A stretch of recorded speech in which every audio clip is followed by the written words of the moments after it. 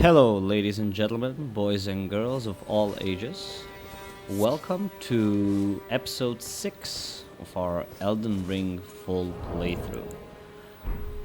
Let's start this episode just by taking a look at what we did last time and hopefully what we're going to be doing for this episode.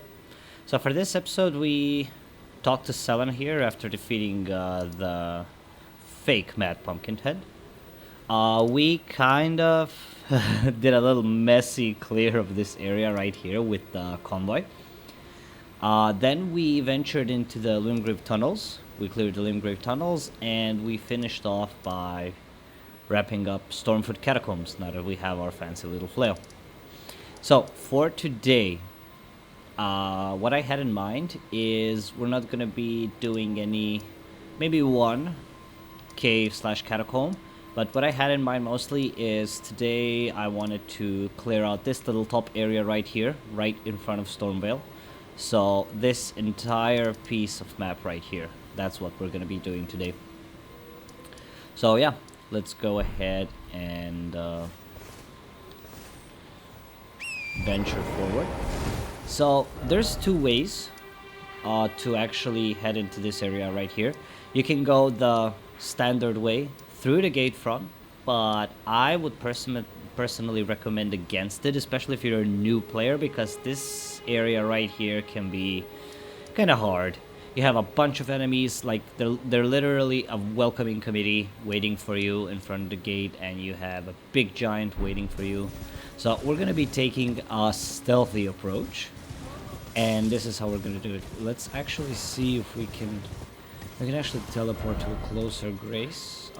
Okay, this one, perfect. So we're gonna go ahead and teleport to Agiel Lake North and move on from there, just so we save a little bit of time.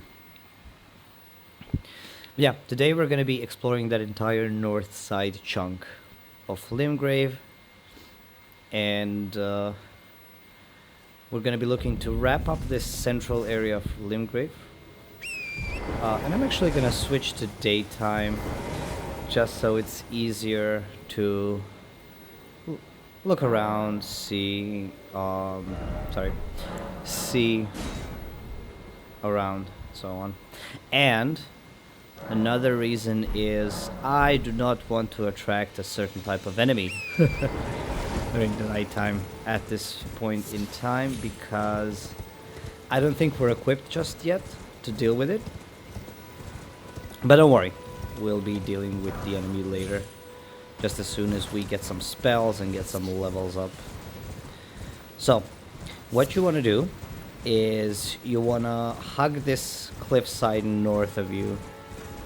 Okay, let's just deal with this guy real quick while we're here. Come on.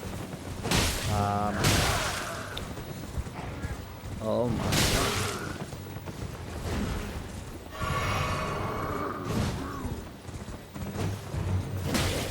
No back kick for you, sir. There we go. I keep hitting the horse. I mean, it's not exactly bad. I just wish to do a bit more damage to the Kaiden swordsman before I actually kill the horse. And be careful not to fall off a cliff here. You can actually pull him a bit closer. And be careful, behind you there's gonna be a little thunderstorm area. You're gonna be able to see it now. Just... Oh wow, I thought I lined up for a crit there. That's okay. So, this area right here. You're gonna notice it's particularly stormy there. Do avoid the lightning. It does hurt quite a bit. But you're gonna notice in every little stormy lightning area like this, you're gonna notice a bunch of these fulgur blooms. So you can go ahead and pick them up. They will prove to be useful a bit in the future. So yeah. Sorry, what I was saying before we got rudely interrupted by the Kaiden swordsman is you want to hug this cliffside to the north and look for a spirit spring. That's what you want to do.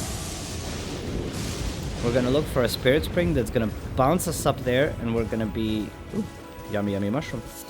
We're going to be jumping behind the gate front. And look at this. Let's just go a bit further down so we can take a look at the very welcoming situation we have in front of us. So you have a bunch of giants here, right? Fighting them, especially all of them, is gonna be 99% result in you dying painfully and miserably. So you do want to avoid them, but we're not going to be completely avoid them. We're going to be needing their help, actually. And I'm going to explain in a little bit why, just as long as I check out these ruins. Okay, perfect. So yeah, we are going to be needing their help, because there's going to be a little statue, and it's going to happen in multiple occurrences in the game. There's going to be these little statues. They're glowing. They have like a glowing hole in the middle of them. As soon as you notice them, you're going to realize that they can be broken. But they can be broken by big enemies. So let's just go ahead and aggro this guy and just keep running. Ooh, there it is. Perfect. So this statue right here, I'm going to show you the front, what it looks like. See? It's glowing. So just make sure to kind of line up the giant to run through it. Oh, yeah, that's kind of unfortunate. But there we go. So he's going to break the statue. So go ahead and quickly pick up the smithing stones. I think it's almost always smithing stones in these statues. But you saw, we got 5 tier 1 smithing stones and 1 of tier 2. And also I forgot to mention, while you're running away from them, do like a serpentine motion, because they're going to be yelling at you and that yell hurts. So I'm just going to move a bit up. So we de-aggro the giant and we're going to take a look at where we are. Okay, out of combat, perfect. Okay, so let's just go briefly over what we did. So we followed this coastline around somewhere here. There was that spirit spring we jumped. We jumped up here. There were those ruins that we cleared up. Well, just climb on top of and checked if there's any goodies for us. And this is kind of approximately the area where that statue was. And then we ran through here, and then we came through here. So the gate front, that's where it is. So this is the gate that we did not go through. Oh, wow. Hello, doggy. Oh, more doggies. I'm just clear with them quickly. Okay, so that's the gate right there. And in this little underpass, there's a bunch of enemies lined up waiting for you. And then you have this guy. This guy is gonna jump down as soon as you take like 5-10 steps through the gate. He's gonna jump down, and he, along with a bunch of other enemies, are gonna give you hell. So this is why we took this approach, just to avoid this unnecessary headache and controller smashing. So I'm gonna go ahead and clear out these dogs real quick.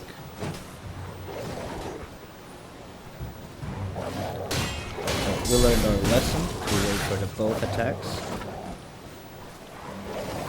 Unlike this dog, unfortunately. Let's heal up.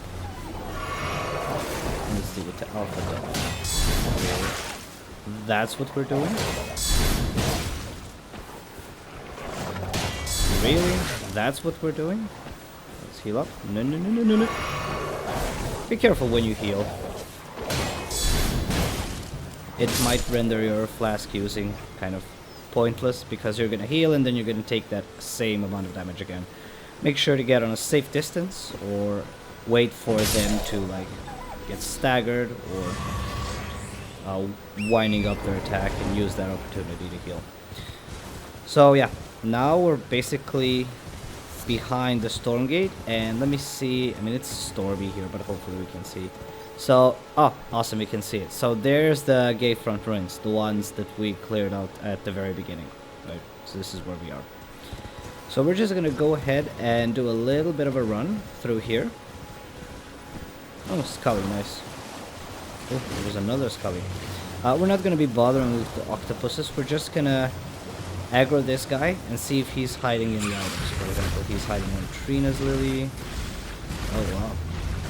The octopus is angry. Okay. Is he hiding anything? No. Oh, I'm gonna kill this owl real quick because they always drop. Ooh. Because they almost always drop a slumbering egg. Okay. I thought I. There we go. Pick up the slumbering egg, and let's just not mess with this place and the octopuses. Octopi? I'm not sure. But let's not mess with it any further. They're not guarding any items. They're a pain to kill, and it's just not worth it. So here we have... Ooh! So this guy explodes because they run away as soon as you see him glowing. So this is another one of those graveyards that holds fat stacks of cash. So we're gonna go ahead and claim this for ourselves, because if we don't, nobody else will. So you can usually, there's a simpler way to do this. You can just kind of mount up right here and just run by these gravestones and pick them up. So that's exactly what I'm going to be doing as well. Ooh, tier 5 golden rune. That's yummy. We're going to take this guy and this guy. Look at this. Look at this ram looking at me sideways. Sit down. Okay, perfect. So, now this is where we are on the map, right here. And we're actually going to go from left to right. So what I mean by that, we're actually going to go from this area, and then we're going to move to the right. So that's exactly what we're going to do. So we're going to go to the... Well, let's... From our perspective, it's going to be right side of the... What do you call it? The gate front... Well, the gate front. Those are the ruins, so that's the gate front itself. Ooh, yum. More smithing stones. And we're gonna move towards the right. But we have a very important item to pick up here. Now remember when I pointed out at the very beginning of the game in those in the Cave of Knowledge that this tree is kind of specifically glowing and specifically kind of out of place? I think this is what they had in mind. This is what it's gonna look like every time you pick up a golden seed. You're gonna find it underneath this baby earth tree, so to say it. So let's go ahead and take a look at what we picked up, because it's very important. It's under bolstering materials. Golden seed found at the base of an illusory tree increases the sacred flask's number of uses. Can be used after resting at a site of grace. When the Elden Ring was shattered, these seeds flew from the Earth Tree, scattering across the various lands, as if life itself knew that its end had come. But yeah. So, regarding, from a lore standpoint, now we're actually going to find a couple of talismans that are kind of going to confirm what I'm saying. But Earth Tree is kind of like a sacred deity, sacred relic in the lands between. And when something is sacred, it usually means that something is perfect, right? And it's weird because when you think about it, perfect things kind of do not give birth or not born. But as you can notice, this is like a seed. It says a golden seed, so it's kind of it's a reproductory consequence of the Earth Tree, which would probably imply that once upon a time Earth Tree was really this sacred deity, and that according to the religion it really was perfect, and the religion itself was perfect. But since the shattering of the Elden Ring, the Earth Tree kind of, I'm not gonna say it's lost its power, because it's still very powerful in its way, both idealistically and kind of literally. You're gonna see it, it's very powerful, and you're gonna notice the effect it has on all kinds of creatures in the lands between. But it can mean two things: either that the Earth Tree was never perfect from the start, or that since the shattering of the Elden Ring, Erdtree kind of lost its power and started to deteriorate in its, let's call it sacredness, right? And this is why these golden seeds are right now scattered all over the lands between. So yeah, kind of a little bit of lore there.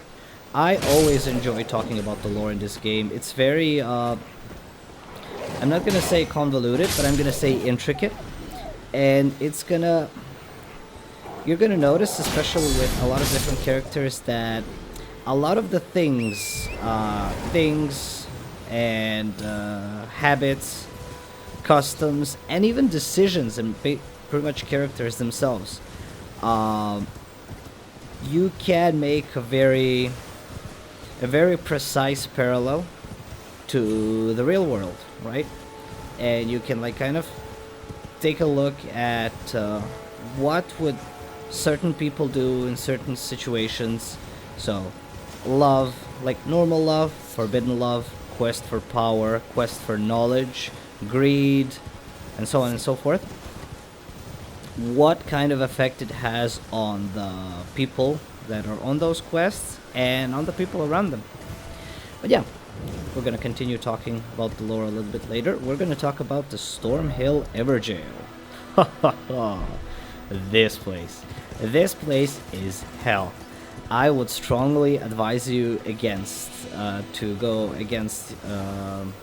refraining entering the Stormhill Everjail, because there's gonna be a certain badass in there, and he is incredibly tough to beat. Like, on my previous playthroughs, on most of the playthroughs, I actually waited to clear this entire area of Limgrave, plus the Stormvale Castle, and like halfway into Rea Lucaria, oh shit, I'm sorry, I'm really, like halfway into Rea Lucaria, I would kind of go back and deal with this guy, because he's really that powerful. Yeah, let's go ahead and deal with the, oh my god, am I gonna die here? Is this how we die, ladies and gentlemen? No, no, no, no, no. None of that. None of that. Go ahead and take an opportunity to jump attack and die. Oh my god. Okay, so definitely do not be greedy. Like, this is the second time we died to being greedy. I wonder if I will ever learn. I hope you guys are gonna take a little less amount of deaths before you kind of understand what greed does to you in this game. Oh my god, we're all the way back here. Okay, never mind. We'll be back up there in no time. So we're gonna do exactly what we did the last time. We're gonna go for the... Actually, we can kind of rush through the gate front. So that's exactly what we're gonna... I mean, you guys, if you want a safer approach, you guys can do the same thing. Hug the cliffside up there, look for the Spirit Spring, and then jump up. But I am actually feeling relatively confident to kind of outrun all of them and just make my way quickly back to the... But I'm gonna show you, perfect opportunity to show you what happens if you actually decide to go here. So he gets angry, we have a bunch of these archers here, he jumps down, so very nasty stuff. So I'm gonna take a quick look back, and yep, there it is by that left archer. We missed an item, so I'm just gonna go ahead and pick that up, if possible. Golden rune. Not worth dying for, but we did manage to pick it up. And just run. That's all you gotta do. There's gonna be one archer. Actually, yeah. Oh, the horn guy. You can blow that horn all you want, good sir, but we are out of here. Okay, so this is what would happen if you would actually take the Stormgate. Like, you've seen the amount of archers and that big guy jumping on you. It's just all kinds of hell. That's why we took that Spirit Spring and went behind the back. So just go back real quick. Sorry guys for wasting your time. This is completely on me and my greed. Okay, so we're gonna actually take the opportunity and see if we can sneak up on this guy. damn it. You decided to turn at the worst possible time.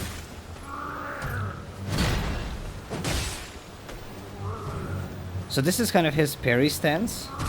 What you did, what you saw just right there, with him holding the sword up with two hands. Be careful. Do not try to attack through that, because I think he is actually going to be all the time. The wind up on this guy's attacks is just insane. He might even parry you. So just be careful. Finally, there we go. Okay, so oh, we angered the dog. We're just gonna go inside. I would recommend sneaking here, because there's gonna be 2 Godrick stormtroopers in here. One on the right, one on the left. You're gonna trigger the one on the left, which is kind of unfortunate.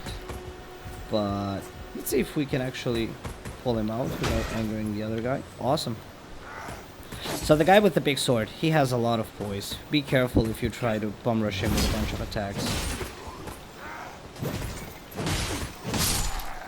So if you notice a large sword happening, he has a lot of poise. Unlike this guy with one-handed weapons, he's just a piece of cake. So the reason why we went here is for this chest right here. We're gonna pick up a talisman, the Arrow's Reach talisman. Let's go ahead and take a look real quick. I didn't want to equip it. I wanted to check it out. A talisman depicting 3 arrows, carried by hunters of beasts. Increases the effective range of bows.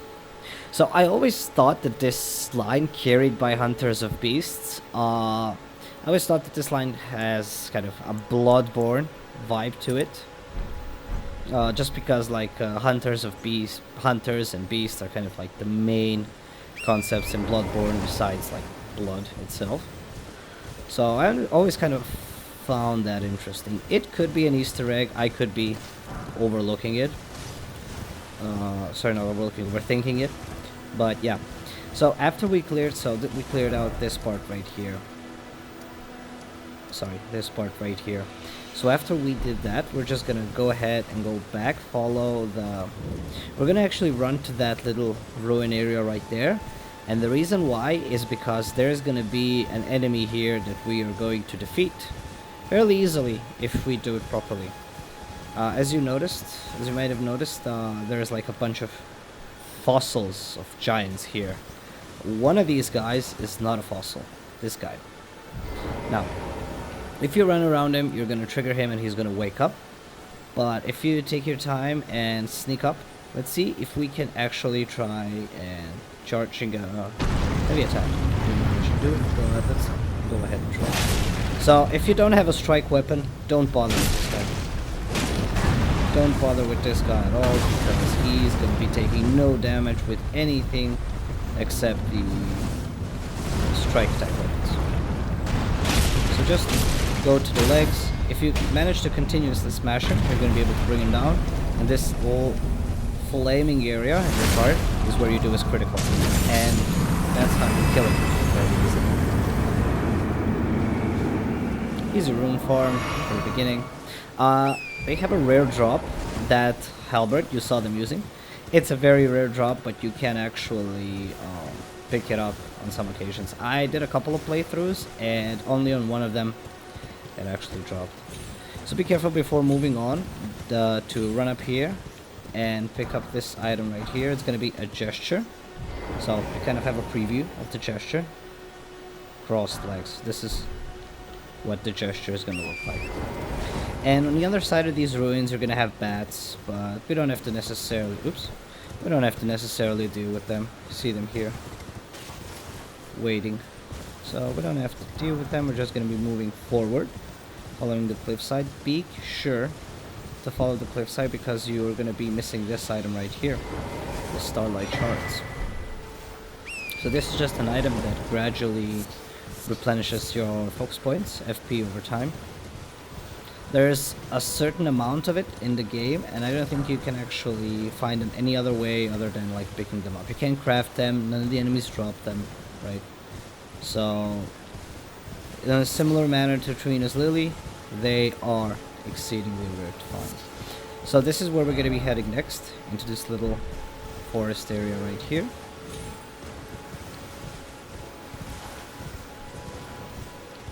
Let's go ahead and take a look. We got some root resin, always good stuff. So here, you're gonna notice this graveyard, and as long as you are on a graveyard, there's like a 99% chance the skelly boys are gonna be spawning. So I'm gonna actually take a moment to showcase you how the skellies work. This guy's eyes are glowing. So that means he's gonna be getting extra runes when we kill him. So you're gonna notice one thing. When you kill them, they are actually gonna revive. Let me give you see that little glowing area right there? They're actually gonna revive. So once they're on the ground, you gotta hit them again, so you kill them properly. And also, these guys, since they're skelly boys, they are gonna be taking much increased damage from the strike weapons. So make sure to incorporate those strike weapons when dealing with skellies. And beside that item over there, I think there's not much to find here. So we're gonna go ahead and keep rummaging through these woody areas. Oh, we found another Hull, sorry. So I always kill them because they always drop these slumbering eggs. They're kind of hard to find. Always take the opportunity to kill them and pick up the slumbering eggs. I think they're used for sleeping pots, but I'm not quite sure. So if you remember what I talked about the jellyfish, some of them are red, some of them are white. So red ones you do not want to mess with. They are hostile from the get-go. You don't even have to attack them, they're just going to be immediately hostile. So just be careful with them.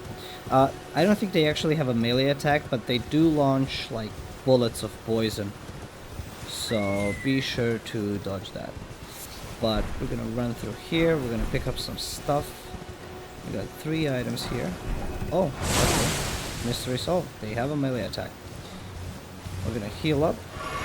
And they're actually gonna make all the other jellyfish in the vicinity hostile as well. So we gotta be extra careful when dealing with these jellyfish. So yeah, we're gonna pick up those 3 items, the Godrick Soldier Ashes and the other 2 items, and we are gonna be done with this area right here. So before we continue, let's take a quick look at the ashes we got. We got these guys.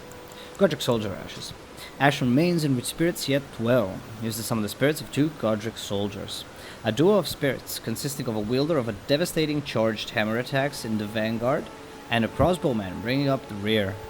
The soldiers who served Godrick the Grafted are what remains of the army that fled the royal capital of the Earthshade. So, about these ashes, they are not to be taken lightly. Like, they are pretty good ashes. Like, you have a combo of 1 ranged guy and 1 melee guy. If you remember one of the soldiers that was wielding that pickaxe hammer kind of thing, it's one of those and a guy with a crossbow.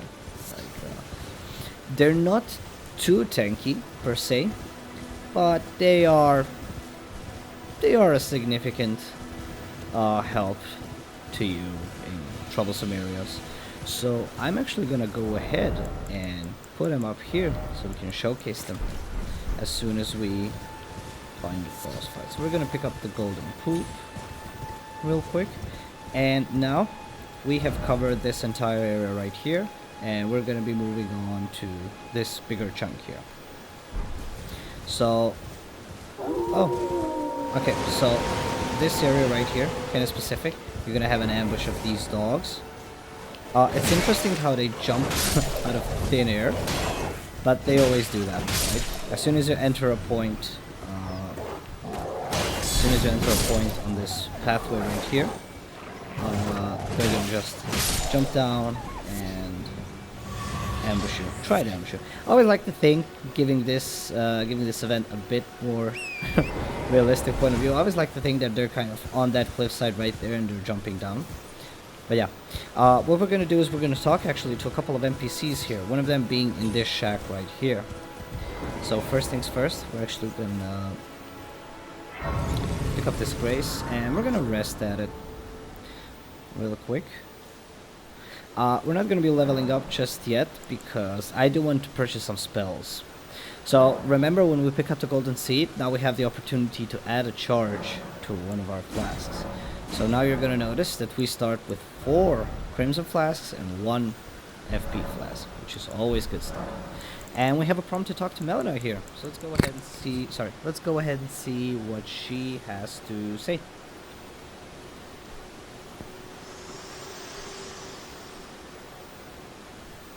This tiny golden aura is the grace of the Earth Tree. This light once shone in the eyes of your tarnished brethren, but now it is all that guides you. Also I hear, you can see them, can't you? The rays of grace that guide you through your burden. Okay. See, she has more to say, so let's see what she has to say. Upon the cliff in Castle Stormvale is a shard bearer, a demigod, who inherited a fragment of the shattered Elden ring. If the rays of grace signal the castle, then the Elden ring beckons you. As an ally by pact, I pray that you are fit to face the challenge presented by the ring. Upon the cliff, a demigod. If the ray and the Elden ring So has an that's ally, all pray of to the face dialogue she has to say. So she's kind of reminding you in the same manner like Vare did. These rays of gold, they're pointing to where you're kind of supposed to go next. But like we mentioned in the previous episodes, you don't actually necessarily have to rush there. You are gonna get much more. You're gonna get a much more rewarding experience if you actually take the time to explore everything before heading to the infamous Castle Stormvale. So we have an NPC here. Let's go ahead and talk to her. Meet her, see who she is and what she has to say.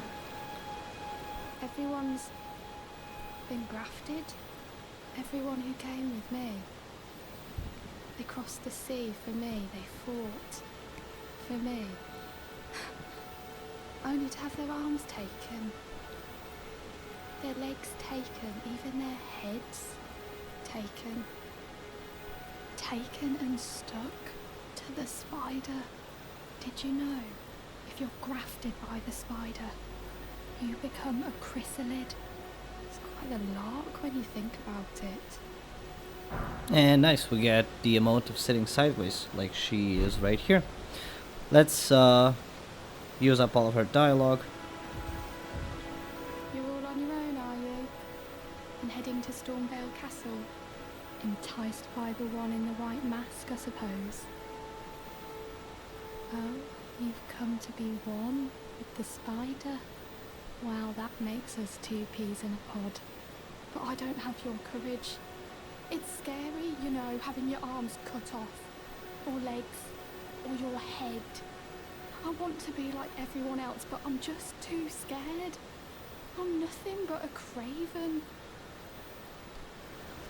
Oh, I know. Can you take this little one along with you? And we get the spirit jellyfish ashes. Those are the same jellyfish that you saw in multiple occasions. The poor thing deserves someone braver than myself. And the spirits look rather fondly upon you. It'll be glad of your company, I think, the little one. So, okay, let me just see you real quick. It was a pleasure to see you. Oh, can you pass on a message for me? If you see the little chrysalids in Stormvale Castle, tell them I love them. And that, despite my craven heart, I'm sure I'll be joining their club soon enough. I'm finally getting the hang of this whole pain thing, you know? Okay, let me see. It was a Okay. pleasure to see you. Tell them I love So them, she getting mentioned a couple of things, right? So she mentions that she actually journeyed from somewhere far off to this place, the land between. She mentions that her people which probably kind of points to the fact that she could be royalty. I've followed her, fought for her, trying to save her. She also mentions grafting, being grafted by some spider, and she mentions the term of chrysalids and a lot of stuff. So we are gonna be actually looking at and finding out really all of the things she mentions. By the way, be careful of that giant. We're not gonna want to mess with him, so we're just gonna try to go around, keep our distance. So we're actually gonna encounter all of the things that she mentions, right? And we're gonna talk about them as soon as we see something that's actually pointing to some of the dialogue that she has, right? So as far as we know, sorry, I kind of got spooked by that giant's roar. So all of the things she mentions are kind of like a little clue into who she is, what she's doing here, and what's happening with some of the people who are headed to the Stormvale castle. And you might have noticed she said something along the lines of, oh, you're headed to Stormvale castle? You said, are you intrigued by what the man in the white mask says? So who she refers to is Vare, the guy we met at the very beginning of the game, right?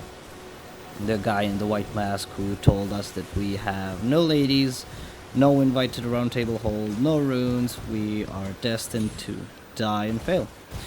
But we are gonna prove him wrong. So it would appear that she also encountered him when she headed this way into the lands between, which is also kind of interesting. Makes you wonder about any possible relationship that she might have had with him altogether. But yeah, so for now, this is where we are. Oh, I heard something running. Oh my god, I thought it was a giant. It's this pig right here. Leave me alone, Pumba. So this is where we kind of headed. This is where we were. That's the Grace, and that's the Heartbroken Maiden. We went this way. Actually, I'm pretty sure I have to check out this little area as well because we missed it. But for the time being, we're gonna follow the cliffside and do explore in like a circular manner. So this is what we're gonna be doing next. First things first, I want to take care of this guy. Run to this Colosseum, and don't be afraid if you get dismounted. You're supposed to be dismounted. The reason why you're going to be dismounted is because you are going to be invaded. This is going to be your first NPC invasion. And it's relatively easy to handle this guy, but don't be greedy. Definitely don't be greedy against this guy because he hits a lot. He hits hard. And he will punish your greed if you be greedy. So he's gonna spawn right before this item, right here. Recusant Henricus. I think it's Henricus, yeah. So he has this heavy hammer, and look at this. He almost wiped out my entire stamina bar with his swing. So it's generally much safer to... Oh no. It's generally much safer to dodge his attacks rather than block him. But it's always a good failsafe to keep the shield up in case you don't roll in time to block the damage. So he is a Tarnished as well. He's gonna be nimble. He's gonna roll to dodge your attacks. So just be careful with him. Carefully choose your openings for attacking, and you should be able to deal with him relatively easy. This flail has such a short range. Run away from this. This is hurtful.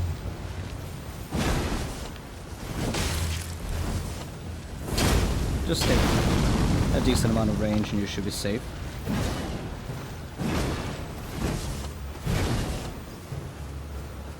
Just like this. And don't even run after he does it because the lava will do a lot of damage. And I think it will actually slow you down as well while you're in it, so... Generally not a fun experience to be had. No.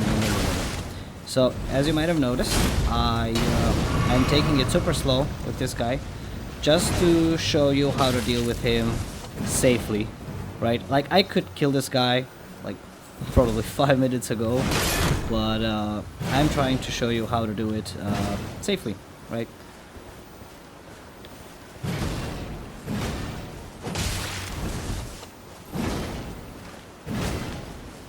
So just wait for his swings. When he finishes his combo, you can go in for a sweep and move back.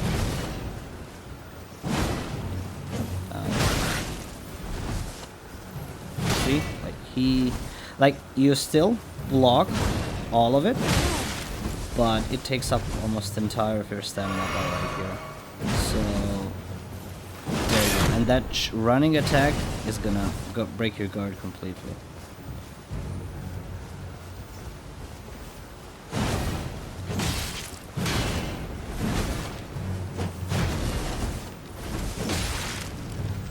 Away.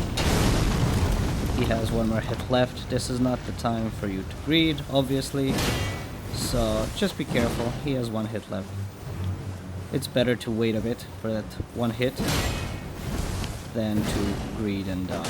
And there you have it. Very easy to deal with if you're careful. And we get the Hammer Talisman. Let's go ahead and take a look. So, Hammer Talisman.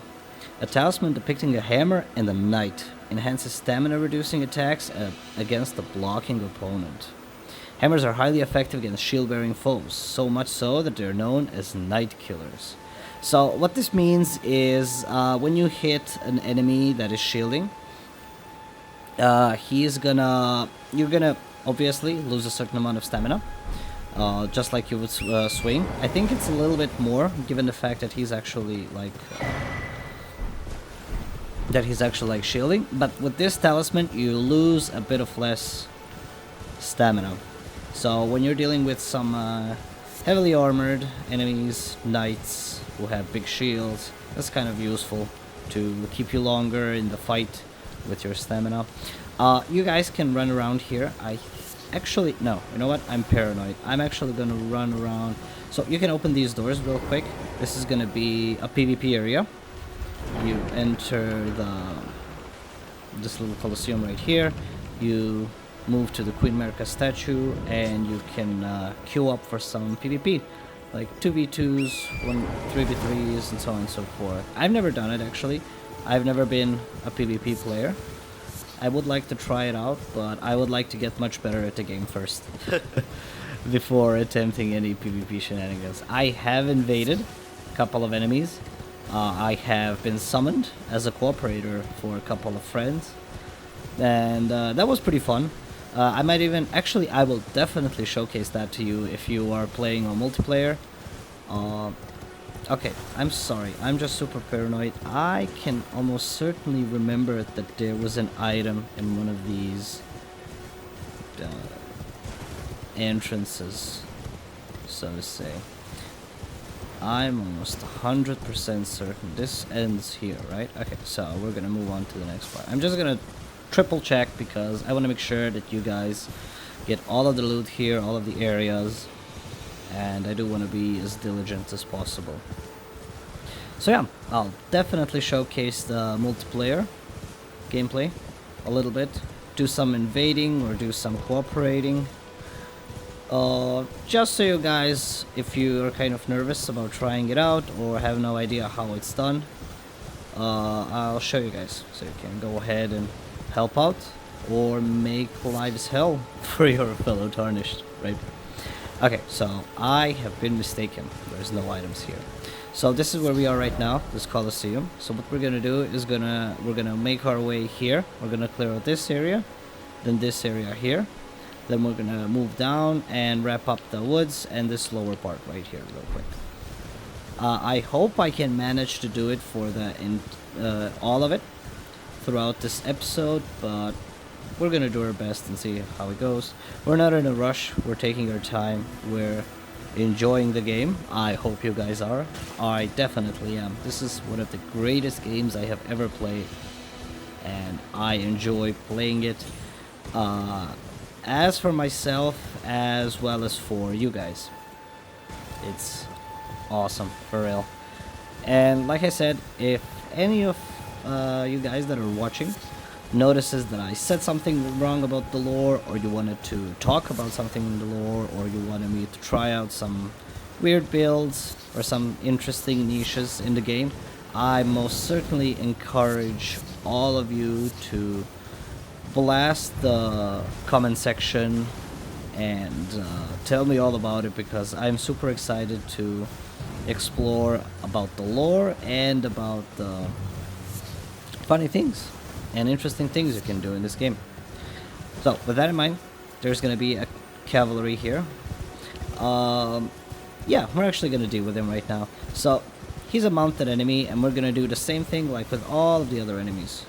Sweep in, hit, and move on. So this guy, difference between this guy and other guys is this guy buffs. He buffs himself up to deal more damage, and I think take less damage as well.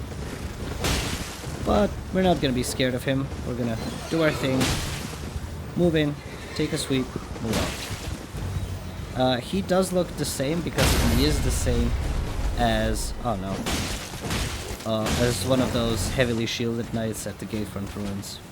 So we know how to deal with him. Super safe. Super safe. So, for example, the Hammer Talisman would be useful here, right? It would help you out greatly. When you strike his shield, it's gonna take a bit less of your stamina. No. And there we go. Awesome. And we got the Ash of War Golden Vow. So this is the buff that you saw him use, right?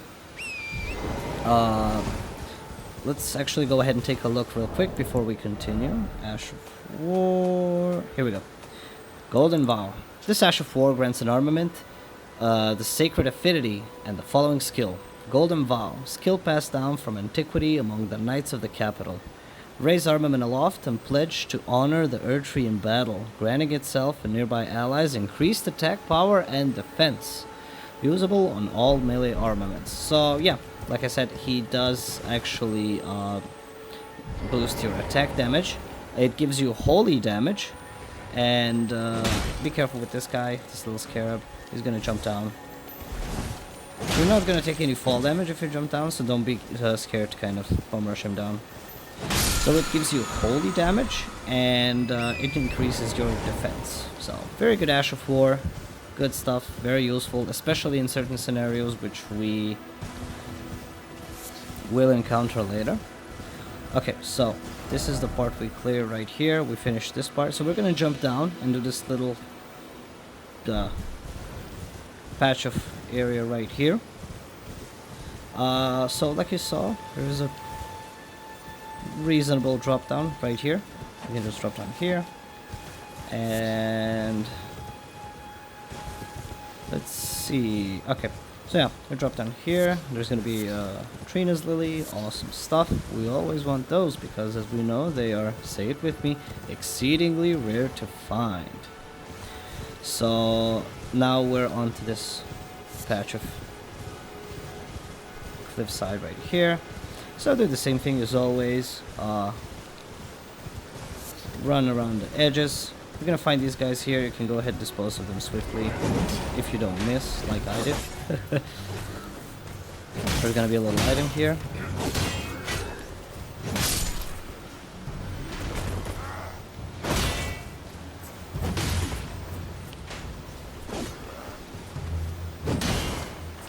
Let's see if we can break his poise. Ah, we killed him before we could break his poise. Awesome. So we got the Golden Rune Tier 3. Good stuff. We got the Chain Drape Tabard. And we're gonna kill this guy and be careful not to drop down with him. Okay, so with that in mind, let's continue hugging the cliffside and see what else we have here. You're gonna see actually demi-humans here, right there. They're pretty random here. I have no idea how and why they end up here, but they're just kind of random here, this entire patch of them.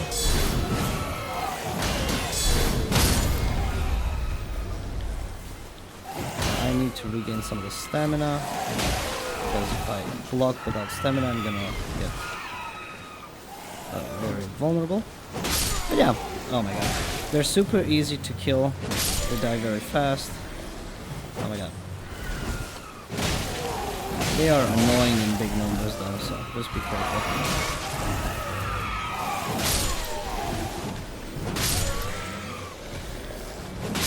My god. There's so many. Be gone. Oh no. I wish I could hit one of these chain attacks. No, sorry, this jump attack. For real. We didn't get a flask. That's weird. Means there might be a bit of them still around. Weird. But okay, let's move on. Put that out of the way. Another one of those sleeping giants is over there as well. So same thing, like last time. It's a good thing to two-hand your flail here and just kind of go ham at him, because if you try to shield his attacks, you're gonna get guard broken. He's gonna wipe out your entire shield. But yeah, this is how you most effectively deal with him. You smack him a couple of times, he goes down, then you hit his heart, and look at this, we did almost 3,000 damage. It's a very safe way to deal with him, and a certain way to get a kill and an easy couple of runes. And on this right-hand cliff side, we're going to pick up a very big talisman, the Lance Talisman. Let's go ahead and take a look. A talisman depicting a lance and the knight enhances attacks while on horseback. Knights on horseback are deadly foes. They see all below from their lofty position, meeting little meaningful resistance as they charge ahead. So yeah, this is going to help you do more damage as long as you're mounted. And that's going to actually come in very handy for us, because if you remember the tough guy at the very beginning of the game in the golden armor, we are going to be fighting him on Torrent, which means we're going to be using this talisman to boost our damage, which is always good stuff. Okay, so with that out of the way, this entire little area right here is done, except for this one thing right here. There are going to be some catacombs here. I'm going to show you guys. They're kind of tucked away.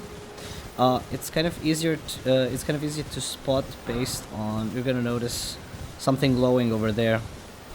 That's going to be your tell that the catacomb is there. So we're going to go ahead and check it out, see what it is. Oh, it's one of those spirits. Unthinkable. Our hallowed resting place is violated. To refuse the Erdtree's call to return, to live within death, sickening. So what he's saying is, when you die, it's believed here that you are, if you are worthy enough, if you have been of a very high social status and value, you would be given an Erdtree burial in one of these catacombs, because it is thought that where these catacombs are built, that's where the Erdtree roots spread over. So the Erdtree is very, very far off in the distance, and everywhere you see the catacombs, there's like a couple of Erdtree roots that are spreading to the catacomb area. And when you're buried here, you are returned to the Erdtree, and you can actually, like, it's a sacred special ceremony that is being given to high social value people, like royalty guard, I'm gonna say protagonists, I'm gonna say like philanthropists and all that good stuff. So for this episode, we're gonna talk to Melina, and we're gonna end this episode right here and deal with the Deathtouched catacombs later, and wrap up this upper area that we started off before. And okay, let's go ahead first and see what Melina has to tell us.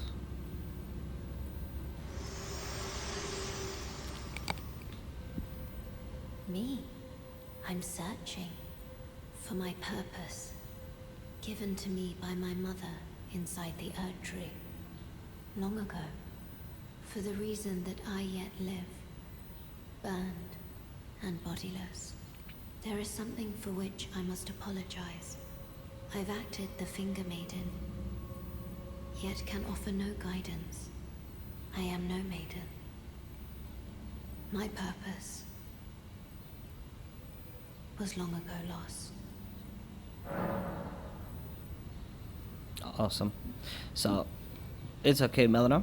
I am sure you're gonna be able to help us out soon. And she will. So yeah, let's go ahead and do a quick little recap before we end this episode. What we did here is we started off at Agil Lake North.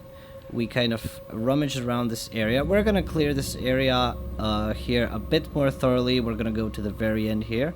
I was first interested to do this topside area right here, just to get it out of the way.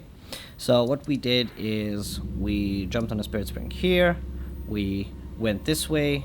We found the Heartbroken Maiden. We took the Grace. We cleared out this entire area right here, along with the woods. We got invaded and showed the Recusant Henricus, who's the boss. And we cleared out this little area, all of this right here. And for the next episode, what we're going to do is pretty much the same as we intended. We're going to clear these Deathtouched Catacombs, finish up this upper area here, and I'm going to make actually, we did this part right here, so I'm going to make a little run on this lower area where the Spirit Spring is, just to make sure we haven't missed anything. There's going to be a Grace somewhere here as well. So I'm going to be a bit more thorough there. Explore that, see if we missed some items. And after that, we will see where we go from there. So, thank you, ladies and gentlemen, boys and girls of all ages, for coming to episode number 6 of this walkthrough.